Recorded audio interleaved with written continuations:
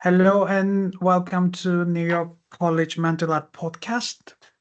Oh, Uh, this is going to be our first episode of the new year, and I think we are going to publish this on around September. And today I have a guest, Rosemary Davis, and Rosemary is a PhD candidate. I think she's on her last year, and she attended art college and became a psychodynamic therapist, and she's been working a lot with people with dementia and with the elder population. And I thought her research would be a really important topic for all of us to uh, be aware.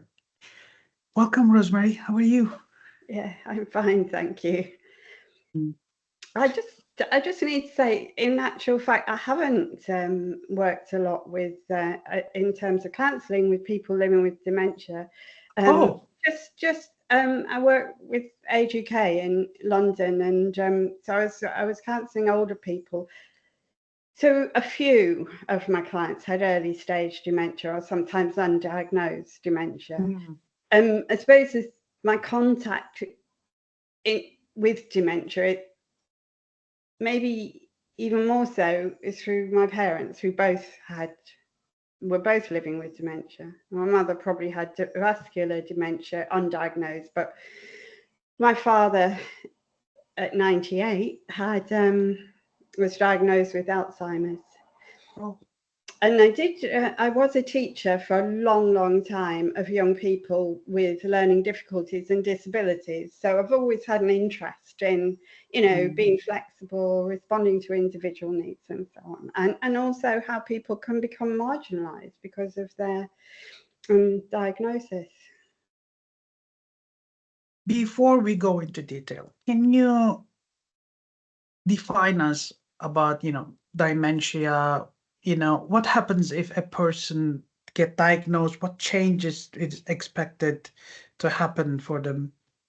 Yeah, this is quite a scary question, isn't it? But it's one that everybody probably thinks about, and I'm sure a lot of therapists will think about if they haven't had any contact with people living with dementia. Well, the first thing to say is that I'm part of the Association of Dementia Studies at University of Worcester, and they do a lot of research in terms of really social care and supporting the community and empowerment as well for Mm. people living with dementia. And they say if you've met one person living with dementia, you've met one person living with dementia. In other words, you can't generalize.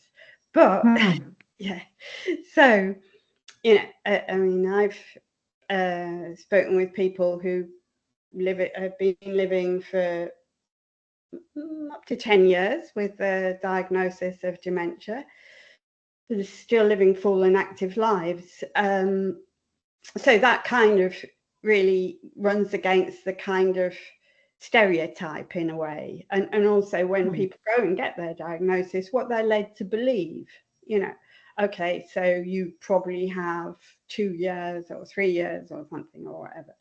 That's not the case. It's a very individual thing. However, I think what's useful is thinking about my participants who, generally speaking, had mild to moderate dementia. Again, that's a very loose kind of definition, but so what kind of things would they say? Well, sudden memory losses. Suddenly you can't remember what you were talking about a minute ago, or well, Short-term memory losses. yes, Okay. and or loss of words. You just can't find the words. I suppose what struck me when somebody was describing this was probably we all suffer for a kind of can't get the right word, can't, suddenly I've gone blank. Seemed significantly different from that. It was, Ah. a sudden, okay, it's all gone. And now I'll just have to wait and let it come back again. Hmm. Um, uh, Disorientation. So that similar kind of thing would happen out in the community on buses. finding your way around. Suddenly you wouldn't know where to go, which bus I'm on, why am I on this bus? You know, that was another example that was given to me. Then the emotional experiences that are associated with that are not caused by the dementia, because it was often thought that, you know, depression was part of the dementia symptoms. So not that, but feeling hopeless because there's nobody to really talk to about your feelings, or, you know, you're juggling so many things to appear competent.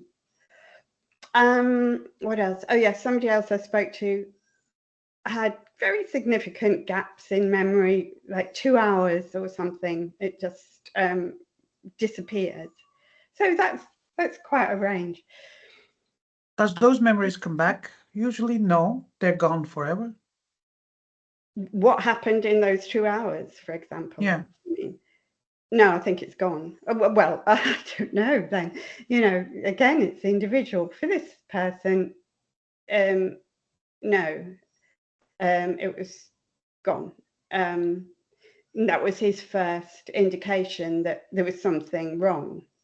Okay. You know, incredibly active, articulate man who was very active in promoting dementia rights and so on. And that's what had happened to him. Yeah, so that's generally the picture.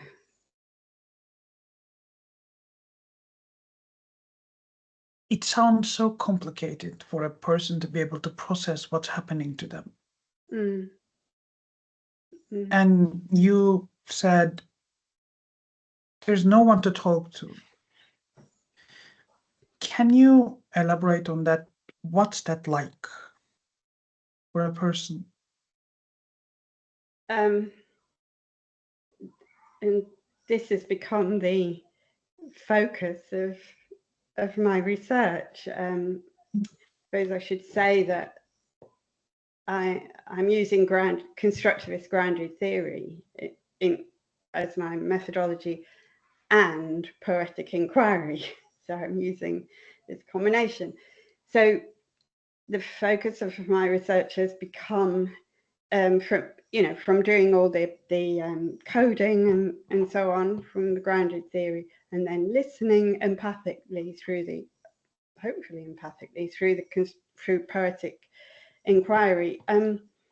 It not being listened to has become the focus. So at a time when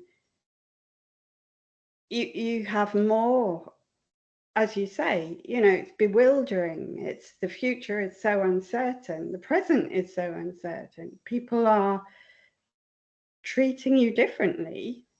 Family are treating you differently, with not intending to,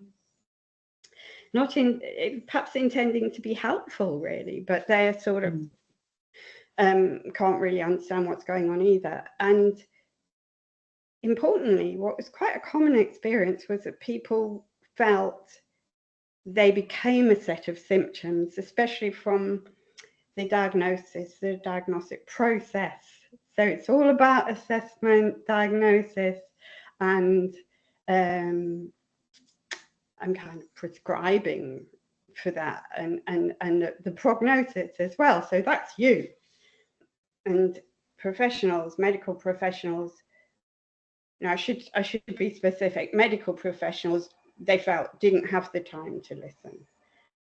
And something else that struck me was that it's all kind of biomedical model in that arena. So it struck me that, you know, people would be quite guarded about talking about their emotional experiences and their difficulties emotionally, because emotional language isn't kind of used in that setting. Do you know what I mean? I know I would, you know, go to the doctor. I think I could speak their language. They set the parameters for the dialogue. So so yes, opportunities, it seems, are diminishing to talk and be really listened to and understood, or even try to understand. Who can fully understand what it's like to be in another person's shoes? But to try to understand, those opportunities are diminishing, and yet it seems like the need to do that is increasing. So that's the other thing, is I think that people feel, well, got to carry on, you know, got so kind of learn to almost conceal those feelings. Yeah, what else?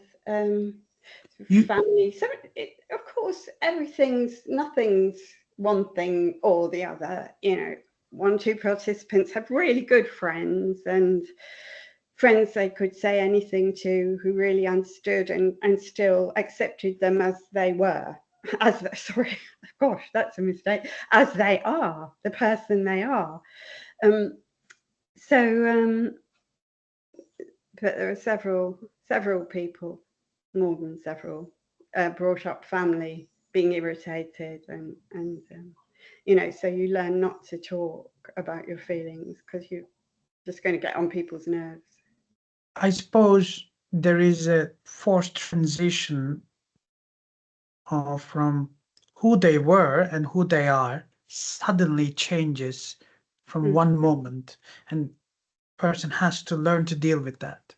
Yeah, that's a really interesting thing, and I find that quite hard to talk about sometimes, because, or rather, to find the words really just to explain it, because what came over to me was that people hadn't changed, and Mm. it, you know, that it's, I don't know, my own personal experience, that my mother and father are still the same people. Things have changed, but we all change all the time. So, um, but that person, that all that goes to make up that person, was fundamentally unchanged. So what people are kind of grappling with is,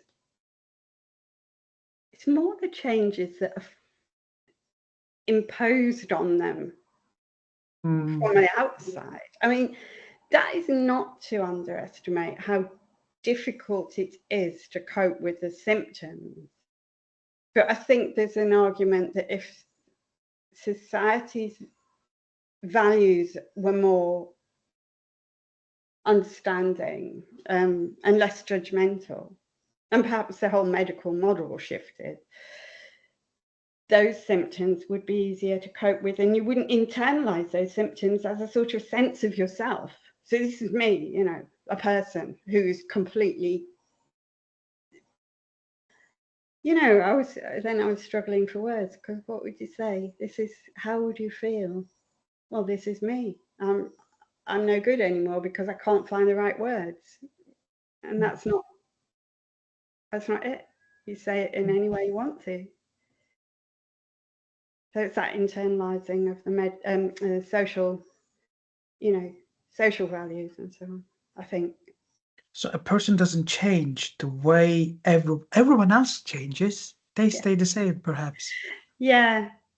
I mean, that's when I started my research, probably like most people, I really struggled to find the right methodology. Mm. The right methodology, what's that? But in the end, I settled on constructivist grounded theory, and I wasn't quite sure why.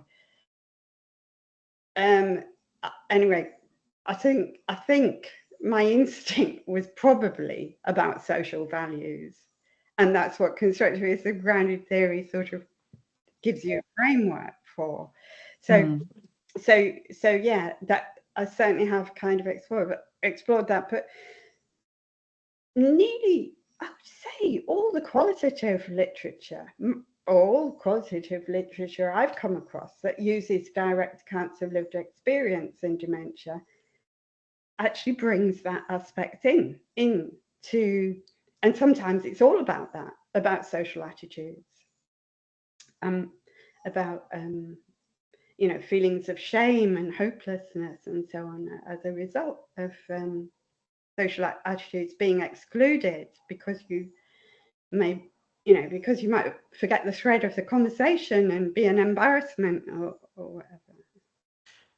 It's not just that, it's also the society takes away things from you. Like they might take away your freedom, they might take away your license. Suddenly, from one day that Yeah, you are a person that could go out shopping, doing things, cooking, yeah, spending time with friends, and someone says, "Oh, you cannot." yeah, yeah. No, it's absolutely right. And that comes up in the literature a lot, and it came up in my interviews a lot as well. People found that family had said, you better not go out because you're not going to be safe, uh, or kind of feeling really unsafe with family and friends, thinking that they're looking at you all the time to see how competent you actually are. Hmm. And it's like anything else, it's on a spectrum, so it's not all negative, or some of it is positive. Like, What positive things came yeah. up? Yeah, kind of wish I hadn't said that, because I've got to try and think well, somebody who did talk about embarrassment and feeling, she said it's embarrassing when you suddenly forget the right words and so on. And so there's a judgment there, isn't there? I mean, why should you feel embarrassed? Because people have made you feel embarrassed. But she also talked about really accepting friends, and that was so important. Very old friends who were there, and were still there, and they had a history together, and so that was very positive.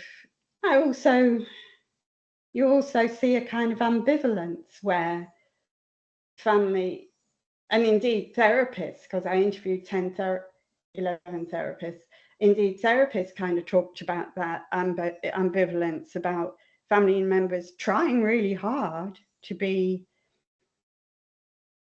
understanding, I suppose, but getting incredibly irritated and not being able to, because all those roles have changed, they suddenly Hmm.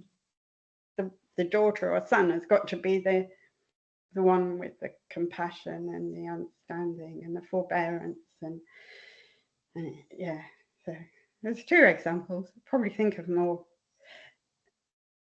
I mean, I know that you're based in Greece, but in the UK there's the Admiral nurses. I don't know whether you have anything equivalent to that. So the Admiral nurses are specialist nurses set up to support people living with dementia.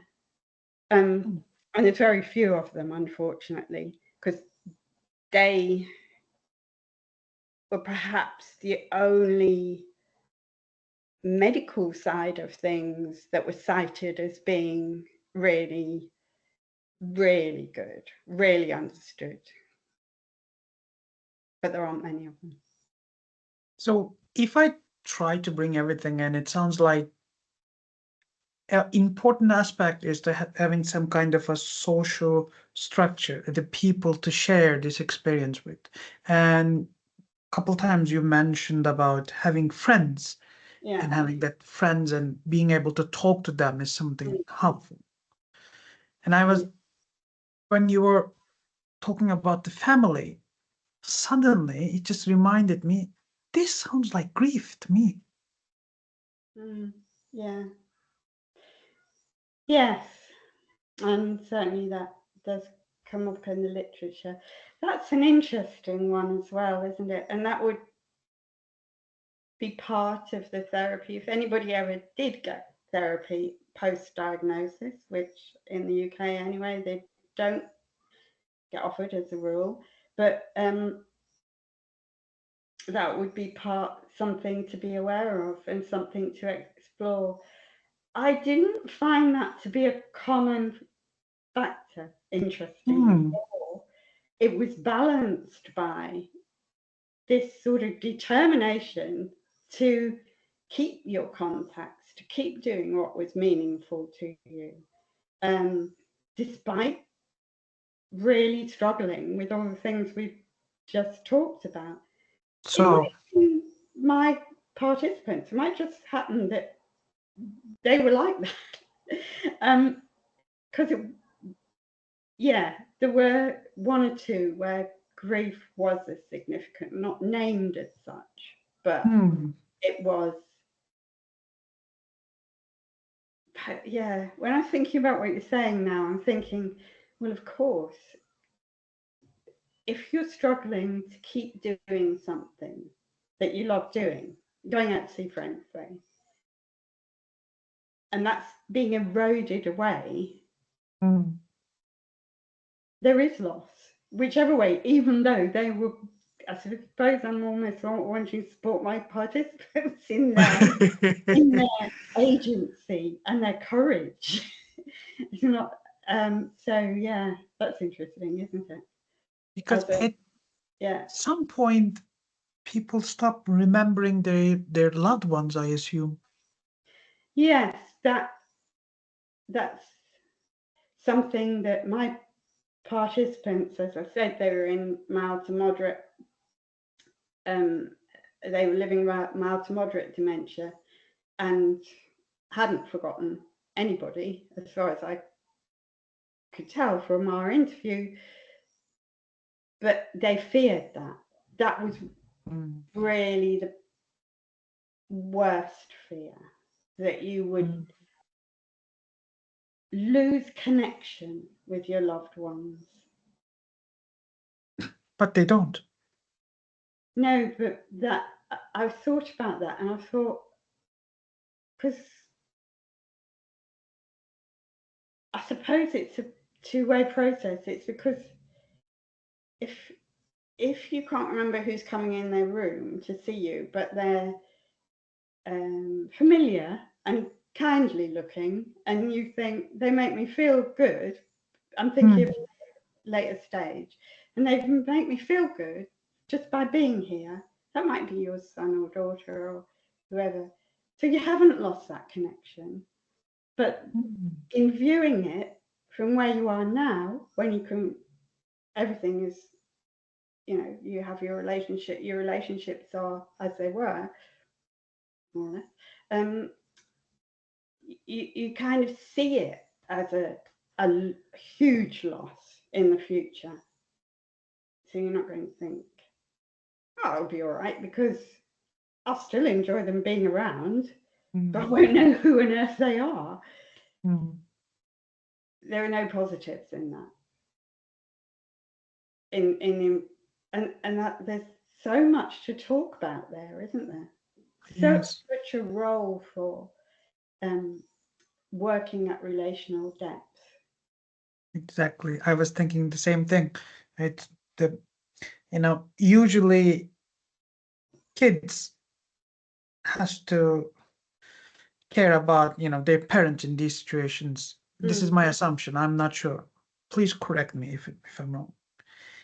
In that sense, that relation is changing. Even if it's not changing, the perception is changing. So something, maybe every time they look at that relationship, so they're feeling something different, which is, I'm wondering what kind of a effect that creates in the relationship, even though, we now from, your research, you're talking about, they, even if they don't remember, connection is still there. I'm guessing the perception of a person who has to care for them is changing a lot. And that can be a strain on their relationship regardless. Yeah. Yeah.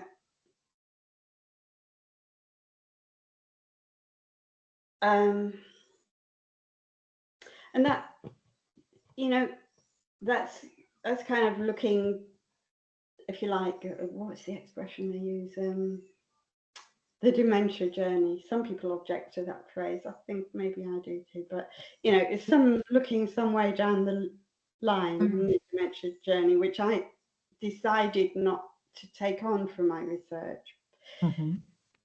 I'd like to, but I had to kind of have a focus really to get to any depth. But I can see the connection with the other side of my methodology, which is poetry and poetic inquiry.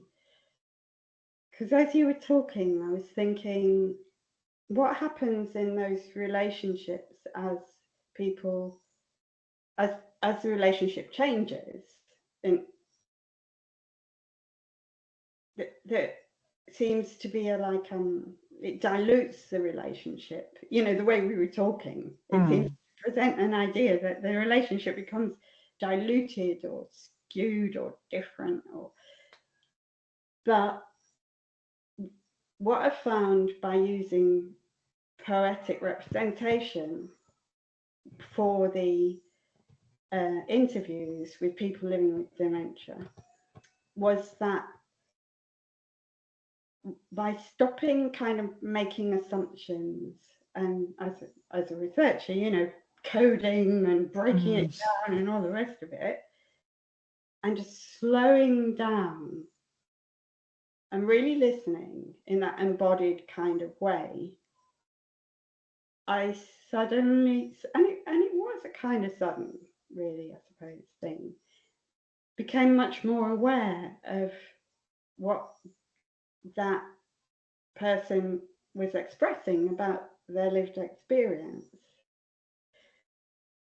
So that I suppose in terms of research, you could do more with a poetic awareness of what comes out of that, a slowing down, a kind of really listening with your whole self and your whole and your own memories and so on to what this person is saying, and to reform, I suppose, or reconstruct connections.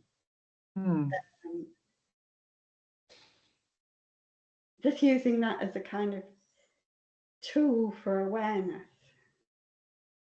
I mean, I'm not saying everybody should go around writing poetry, not at all. Maybe they should. Well, yeah. Have you ever come across the poetry written by people living with dementia? No. Somebody called John Killick, who's worked for many years and still is working with people living with dementia. He's compiled a couple of books, several books, of poems of people he's worked with. They were quite significant in me choosing, without really knowing why I was choosing, to use poetic inquiry for my research, because in the same way as by representing the words of the participant in poetic format, had an impact on me in understanding empathically, I suppose.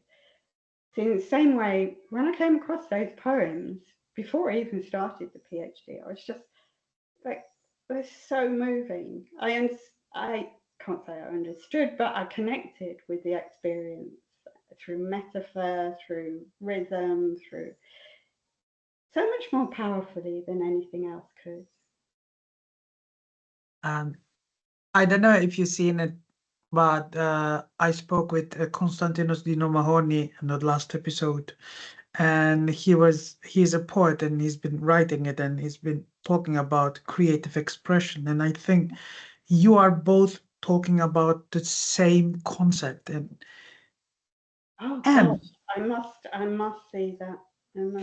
Yeah. And actually he was saying that I don't know if it resonates with you, but he was talking about all poets are child. They said it comes from that vulnerable place, taking what's inside you. And I was saying, maybe I take one more step, is the reader is the client, and the poetry becomes more like a therapeutic experience because we bond, we understand, we find meaning inside something, and it touches us, it changes us. Yeah. Yes. It opens up a whole load of stuff for therapists, doesn't it? You know, Yes. but oh yeah, but you as a therapist, you're supposed to be the containing all of these feelings. How come you? I mean, I agree with you. Yeah, I know. I have to grapple with these things, and where does that lie? That sharing of experience, if you like. I mean, is that relational depth? Is that where that comes in? That experience when you know that you have connected, and it's not just you as a therapist connecting with the client. It's a mutual thing, or whatever expression you use. But that's why the metaphors are like the founding blocks of any therapist, arsenal. It's what we use every day because it's it's how we find the common ground most of the time, isn't it? It's just you tell me something and let me tell you how I hear it. Let me give you an example.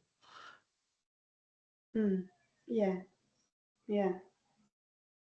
And then if we have that click, just like when you read a good poetry and then you said, okay, that touches me, and I think it's some kind of a magic happens. It the bond changes and gets, stronger and deeper. At least my experience leads to that. Yeah. Yeah, that's really interesting what you said there. That you perhaps almost at best, when that dialogue is at its best, you're able to respond in that using imagery and metaphor and, to get more to that. Yeah, because otherwise, if somebody is talking about their experience, you become a parrot in a way and just repeating what they say, Yeah. or just saying, I understand. I don't know if that really makes that connection stronger or deeper, or it helps other person to open up. That's, yeah. And I was thinking of my first participant who probably moved me on quite a bit in thinking about poetic representation. She used expressions like falling into a dark pit, I think was the expression she used. She used it several times to describe this sudden feeling of hopelessness. But, dark pit is more than hopelessness, isn't it? Yes.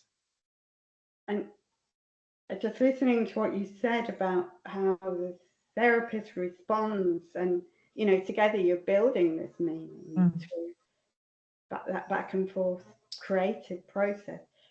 When I heard that, I didn't know what to say, and I kind of I wrote about it. I wrote about that. I didn't know how to respond to that. I was lost for words because it was so powerful. And I kind of thought, was that okay that I was lost for words? Because she knew I was lost for words. She knew that I was trying to acknowledge the power of what she was saying. But what you said is, if only we all had the freedom, because we do inhibit ourselves sometimes about how we use language, don't we? True. Yeah, and I think that's come out as well, that using the big thing about being listened to, talking about being listened to. It's not just that. It's about self-expression. It's about being free to be expressive. Use whatever words you want to, but it's two-way, as you say. It is. Because there's an assumption. My assumption is if someone is talking about their experiences and I'm reacting, it's not because I am this, I am trained to react in that way. My assumption is everyone else is probably reacting in the same way.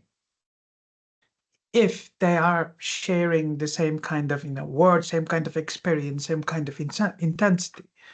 So acknowledging being lost, I'm lost. I can't say anything right. I can't think of anything. Just saying that, it's actually kind of a, bringing that kind of reaction into the table and a safe space to learn to process that. Yeah. Because my assumption would be most of the time, if that happens and someone is lost, cannot find anything to say, they said, oh, this is too much. I shouldn't share. Oh, yeah. And that came up as well. Definitely. People start talking about something and then go, how did you say you were going to use this? And in terms of my research, and things like, I wouldn't kind of say this to so and so in a way, telling me not to say it to so or whatever. So yeah, that self-censoring, because you've learned not to trust, and I think that in the realm of dementia, but it applies to lots of other.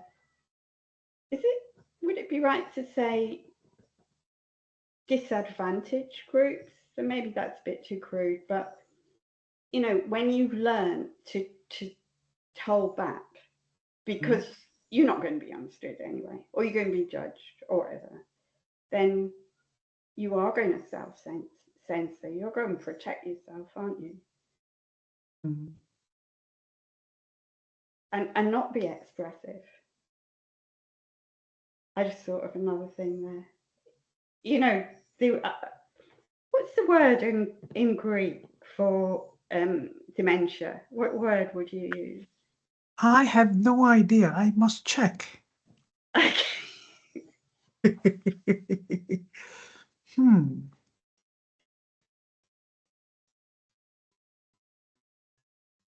Anya, I think. Anya. Yeah, Anya.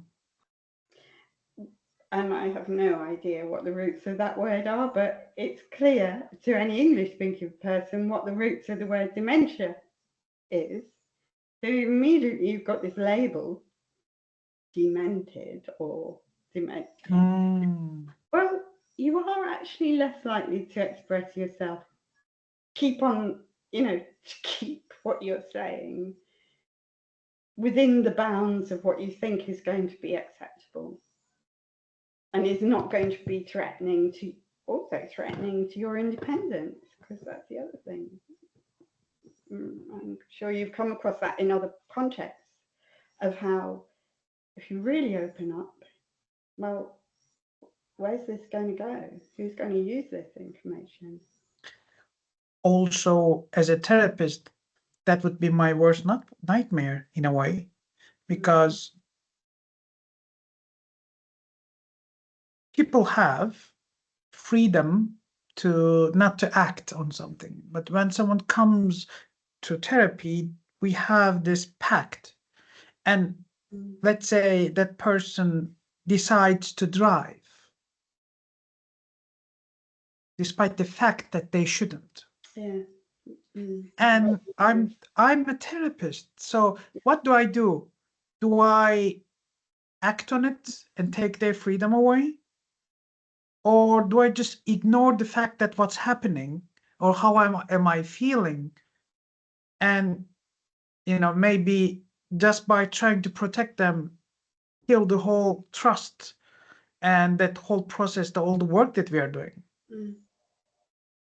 Yeah, I actually have come across that in my experience in counselling. Not so critical, but just that disappointment that so says I can't drive anymore and they've taken my license away. And there you go. There's the loss. There's the grieving. Grief. Yes. Again, I was also thinking about what came up in my interviews was real distress on the part of the therapist because they could do nothing about what was coming out about elder abuse. Mm. So that was probably somebody who's, you know, quite fragile or frail, perhaps early stage dementia. I'm not really sure of the details, but the therapist felt a shared hopelessness with the client because there was nothing they could do. And you could say, oh yeah, well, there should be systems to kind of give all-round support to that person, but there aren't. You know, let's be honest, there aren't.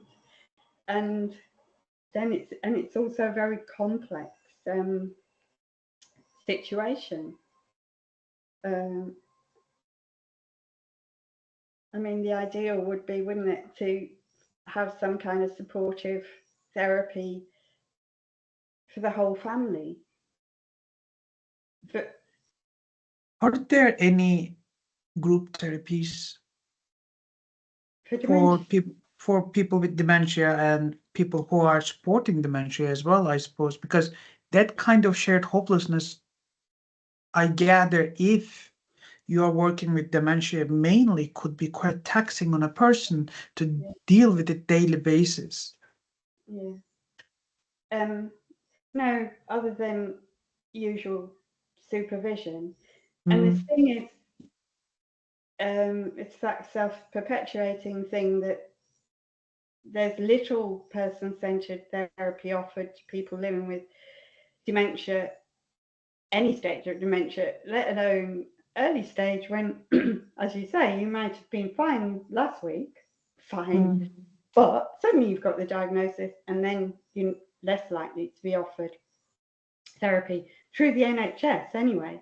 But I suspect also, and anecdotally I have found through any of the routes where people might access through voluntary agencies, through where I work was an exception, but even they, so I'm not going to say where it was, but even they would assess potential clients for their capacity to access counselling. And and I it's a think that's scary more, thing. huh? It's a scary thing for a therapist, I think. I mean, I'm thinking myself, if someone with dementia comes to me, I would say, I don't have experience, and I don't know if I would be the person that might help you. Let me Would try you, to find. would you really?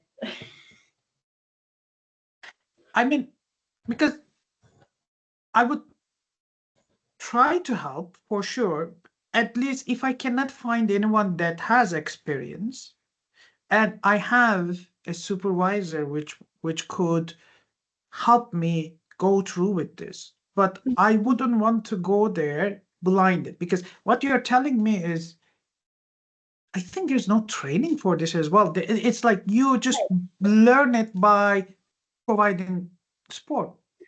I think I might have mentioned when we chatted before that University College London produced some research 2 years ago that on this very subject, and they had identified that the NHS did not train people for therapists for working with people with any stage dementia. Therefore, people would be much less likely to be referred, and could say they would not be referred by their GPs to increasing access for psychological therapies, which is the normal route in the UK to access free therapy. So you wouldn't be referred because the argument would be there is no training. I guess my experience has been that through both talking with people living with mild to moderate dementia and talking with therapists, that perhaps the biggest value would be a networking. So you kind of grow it from the bottom, Mm, because there's so much expertise out there in other areas like care, a real good quality care support in the community, and other disciplines like speech therapy or occupational therapy, where people have developed really good ways of working, and those could be shared, and this could through networking. So the question is, what kind of training, if you like, would you want? Because you wouldn't, like the first question we started with was, what are the symptoms? So individual. You wouldn't want to give the impression that these are going to be what you will encounter. Further from that, I suppose I got the impression that person-centered therapists, at least, if you're talking about person-centered or those who develop the therapeutic relationship using person-centered values and so on, it's the same. So what's the difference? It with working with somebody who's living with dementia. I mean, maybe more severe dementia, you would want an awareness of more tools that you could use creatively, like, some of the things we touched on, but you might, you want to use art. You just have to have that sense of it's okay just to sit. It's okay to have a 10-minute session. If that's what the client wants, it's okay, get up, walk about. And I know it is really,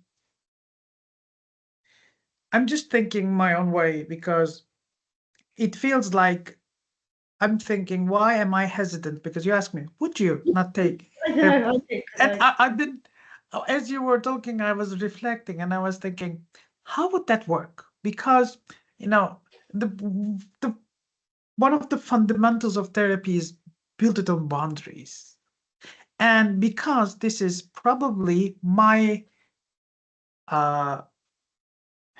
let's say, my ignorance on the subject probably plays, but I'm assuming most of the therapists who has no idea about this topic would react in the same way. For example, I would be, normally a client comes and then they're late, and I would make that why they are late is a topic of the therapy.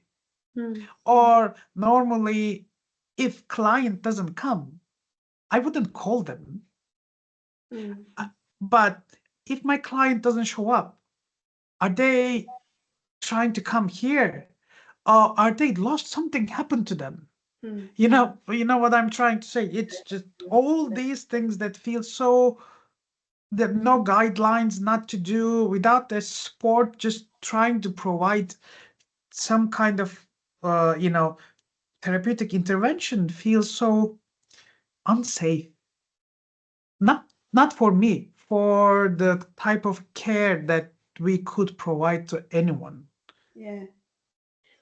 And one of the things that you said there, I suppose it opened up that question of would psychodynamic ways of working, like transference and that, would that be a good way forward? I think it's generally thought probably not so much that. I mean, I was trained psychodynamically, sort of, but I haven't.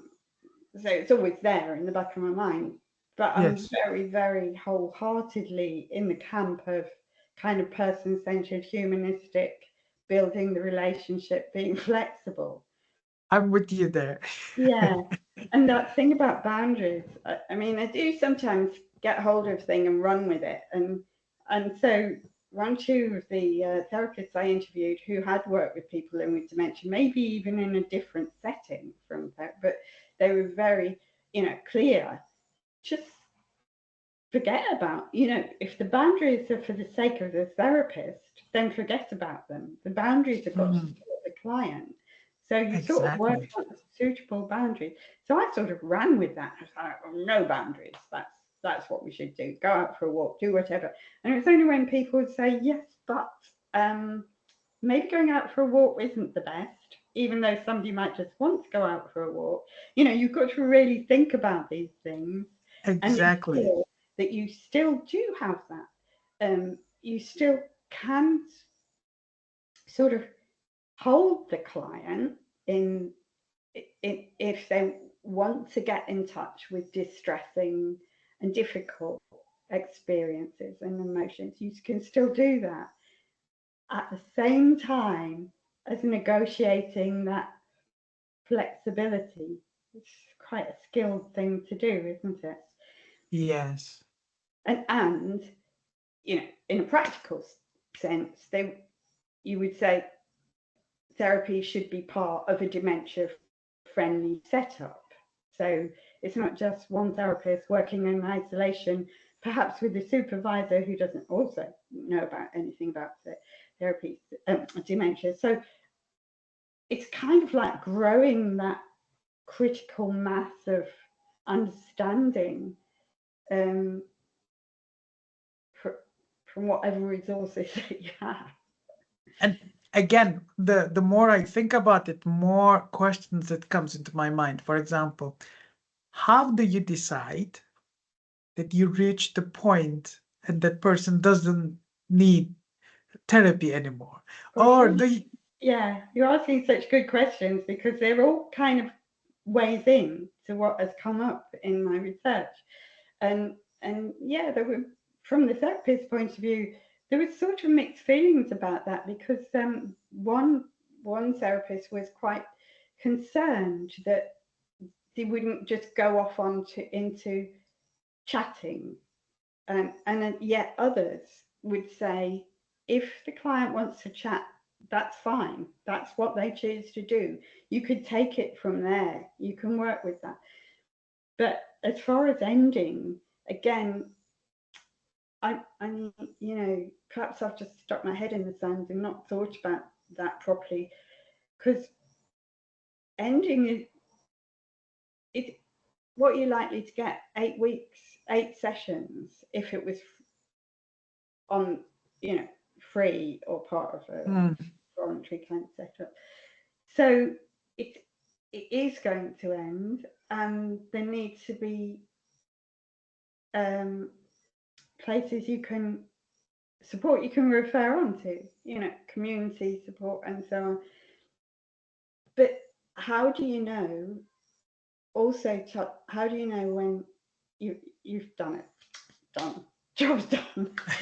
You don't, because exactly.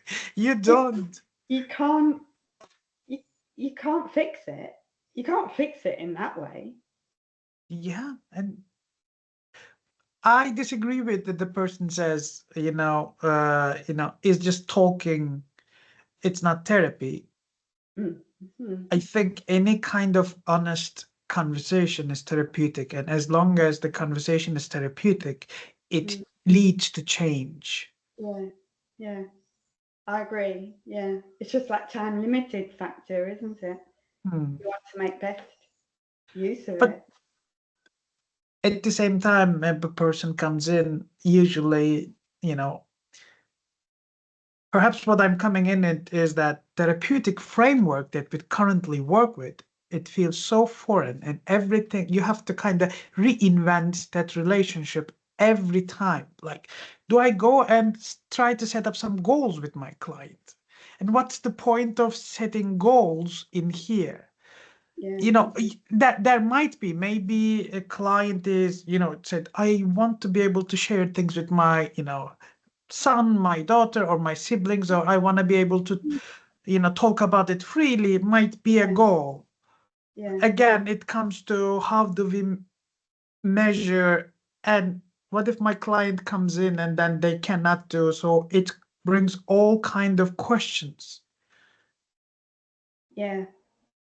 Uh, and when you're deciding, and the old phrase, the toolkit or the toolbox, you know, which tool Yeah, yeah, out, then you're sort of using a kind of intuition, really, aren't you? yes, And you're also going to, I guess, hopefully, um, talk about that with the client and kind of say, well, how about we do this? How about we try this? But also be prepared.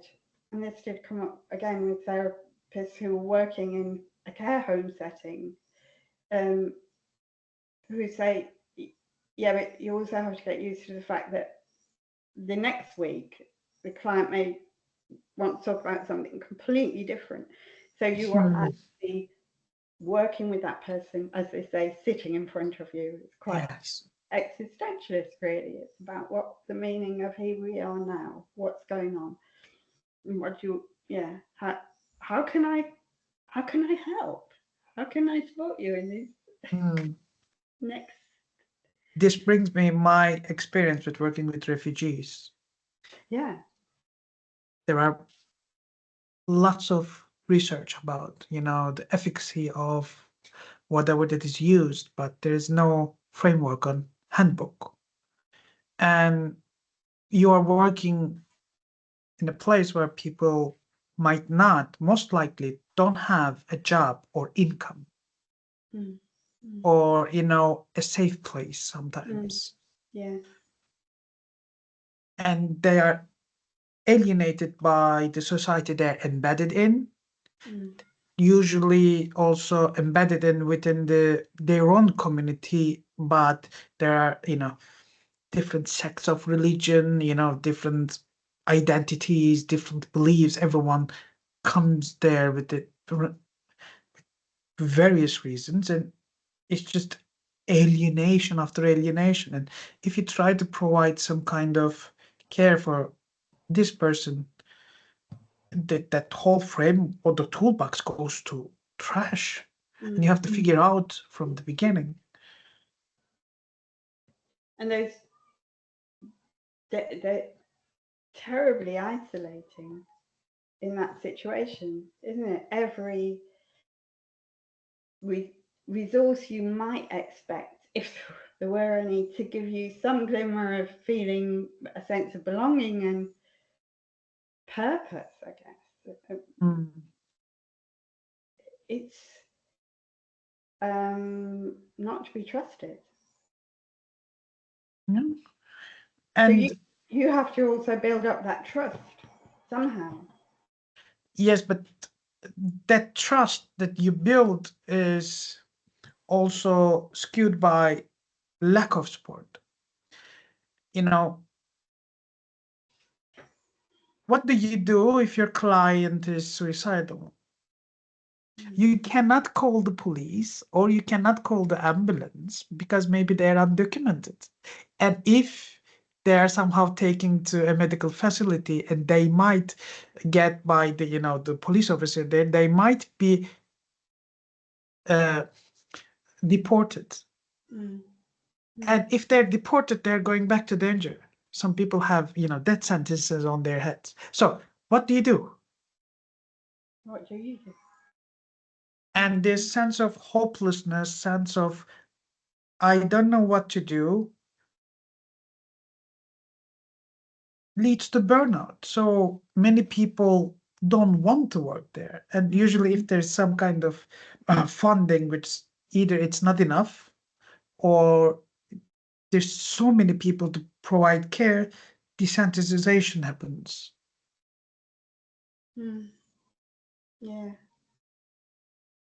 And what you're describing to me sounds exactly like that, to be honest. Is also the fact of, trying to deal with the emotional aspect for the therapist, also the lack of support, lack of guidelines. Yeah, there is a parallel. I mean, it isn't so critical as what you describe. In that you might be faced with a life or death situation there, or here in this conversation you're having. It's kind of there in what I was talking about, but not. Actually, it did come up. Yeah, it did come up from a therapist with just working with people living with dementia or older people with perhaps multiple kind of medical problems or whatever, and how she, I don't know whether this is just skimming on the surface, it probably is really, but how she worked with that and how she tried to work in the moment and say, look, we've got to have an agreement that you're going to be here next week. Just Yes. next week. Yes. Yeah.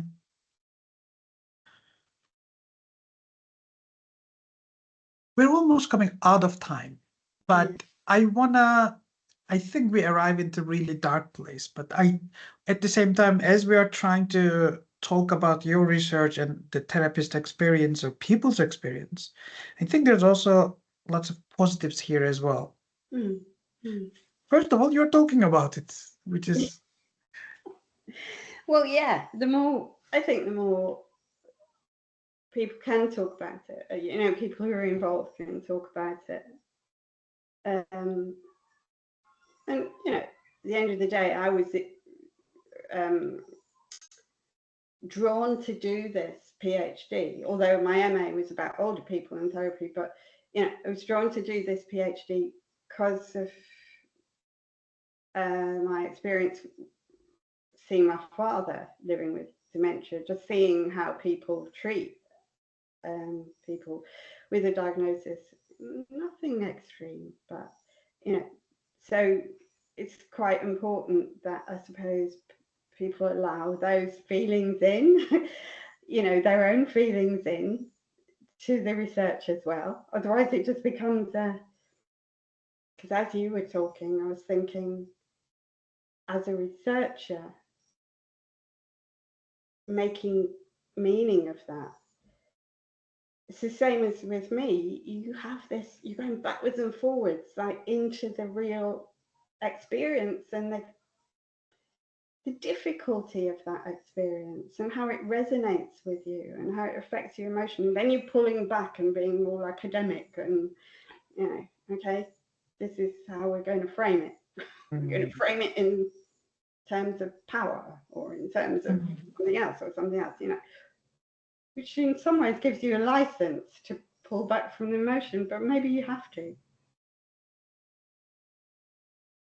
yeah, because you have emotions as well, and you know any person with empathy would would want to be able to help, would react to what they experience.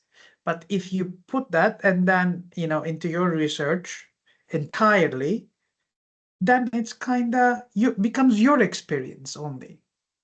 Yeah.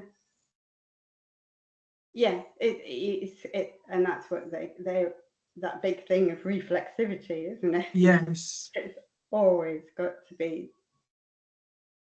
But you know, I've come across people, therapists, people living with dementia in my interviews, I have to say, who I think have far more capacity for empathy than I've had. I've learned from them. You know, I'm more of a kind of get the job done person, which is, you know, that's I've had to learn. No, you can't fix this. You stay with that emotion, stay with what's going on. Yes. Just talking about it, it came into my mind. Especially in UK, there are regulatory bodies like BACP, BPS, and I think they should be able to get involved and try to provide at least some kind of guidelines is not a good word, I know, but some kind of an information.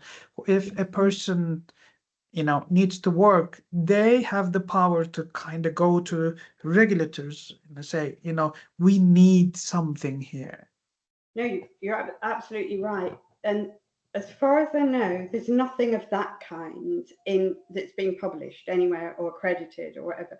In fact, one of my participants wanted to do something like that. Wanted to produce something like that. The BACP have they produce quite a lot of literature, like short, briefings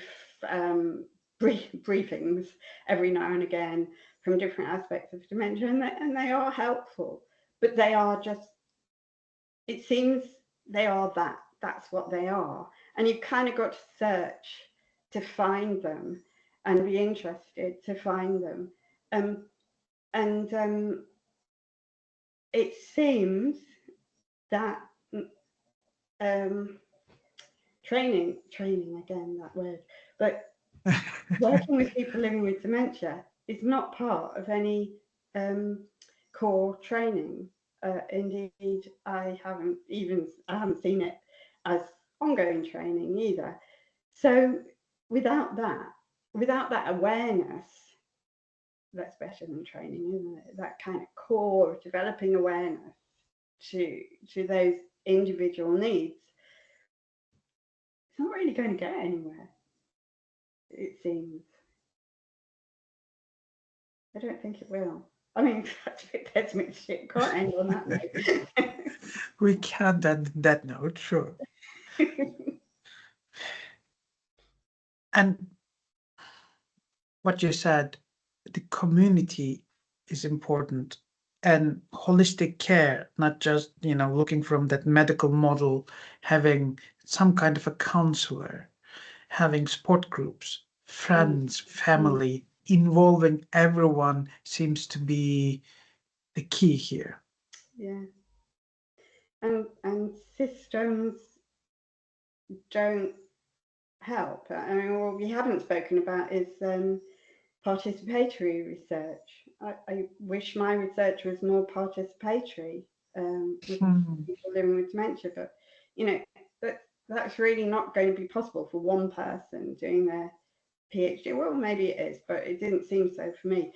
And there are very few examples. There's one in Edinburgh quite recently, but I think that was quite hard going because there's no roadmap for how you're going to do that, and then there's all these questions about validity and stuff like that, and what your methodology is going to be, and Yes. but yeah, participatory in terms of research, that has to be a way forward, doesn't it? If I had a diagnosis of dementia, in a lot of ways, it would just be much more valid for me as a researcher doing this research. But it's hard enough as it is. So it is really interesting to just get all this information from you, your research, the way that you interpret, the way that you approach, not just from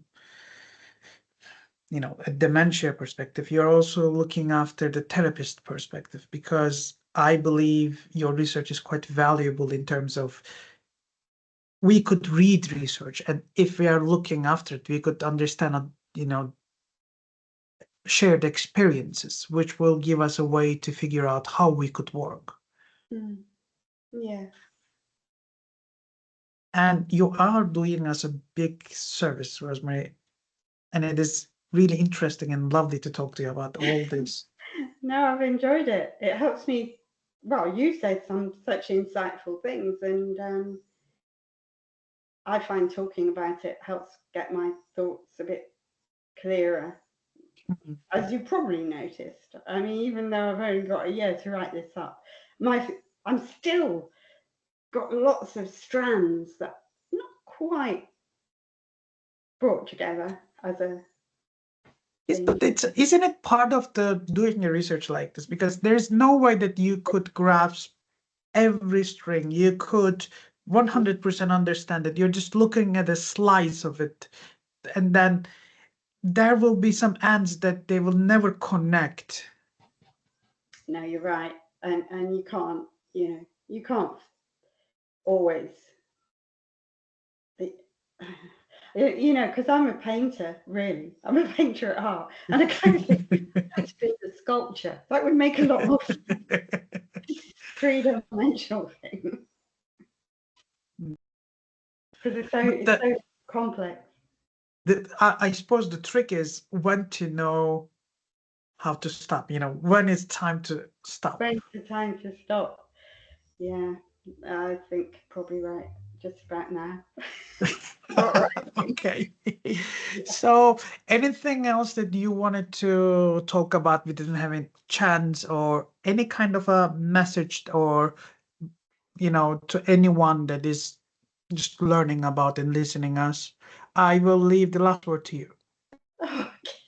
Okay. No, I mean, there was one thing. It's probably because I've been reading this book on the dynamics of power, it's upside down, in counselling and psychotherapy. Mhm. And one of, how when you're doing a PhD and this kind of research, you're always searching for that frame that's going to frame this whole thing.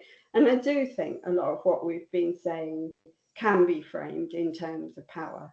And it's not only power in terms of social, how that power is exerted on individuals through social values and so on. It's also about power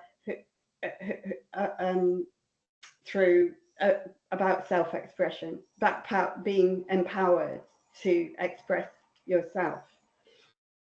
So which would be internal empowerment. So I would like to end on the word power and how that can be brought into therapy, working with people living with dementia. Thank you for your time and your research and this intellectually stimulating conversation. Oh, thank you. Mm. Okay. And for our listeners and students, that we will come back on probably October with a new episode, and you know how to follow us from YouTube and Spotify. Thank you for listening.